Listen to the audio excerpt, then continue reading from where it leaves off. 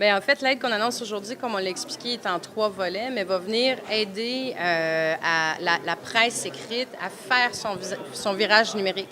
La presse écrite, dans le fond, est confrontée à tous les changements de consommation, d'habitude de consommation qu'on a comme lecteur de presse, et notamment le fait qu'il y a beaucoup moins de publicité qui se retrouve dans les journaux écrits, donc il y a une baisse des revenus également pour les médias écrits. Alors, l'annonce que je fais aujourd'hui, les investissements qu'on annonce aujourd'hui, vont venir aider de différentes façons l'ensemble des médias nationaux, régionaux, mais également communautaires à faire leur virage numérique et à faire face à tous ces changements qui ont lieu présentement.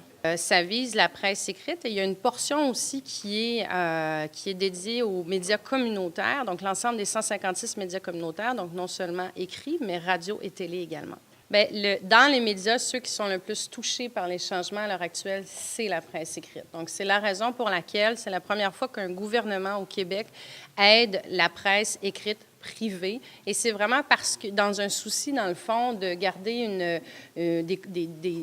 des écrits, une presse qui est non seulement de proximité, mais diversifiée également, puis une qualité de presse. Et c'est pour ça qu'on vise exclusivement pour le moment la presse écrite. Donc, le 19,2 millions, le montant avait été annoncé, mais les mesures, de quelle façon elles vont se décliner, c'est ce qu'on annonçait aujourd'hui. Donc, les médias, à partir d'aujourd'hui, l'ensemble des médias, non seulement régionaux, mais également nationaux et communautaires, vont pouvoir faire une demande, déposer des projets jusqu'à la mi-janvier pour pouvoir supporter justement leur virage numérique. C'est un premier pas, comme je l'explique. Quand on avait rencontré les médias, c'est une annonce qui se fait en collaboration avec l'ensemble des acteurs qu'on a rencontrés. Il y avait effectivement 3 demandes qui étaient faites à l'époque. Donc, une demande sur Recyc Média, à laquelle on répond aujourd'hui.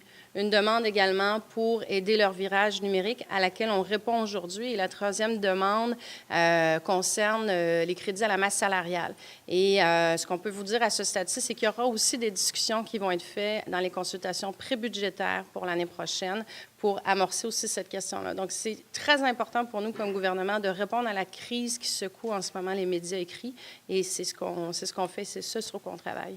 C'est sûr qu'à l'heure actuelle, comme je dis, la grande crise qui secoue les médias écrits, il va falloir qu'il y ait d'autres pas, effectivement, qui soient faits et d'autres paliers gouvernementaux qui viennent supporter la presse. Nous, c'est un premier pas dans cette direction-là.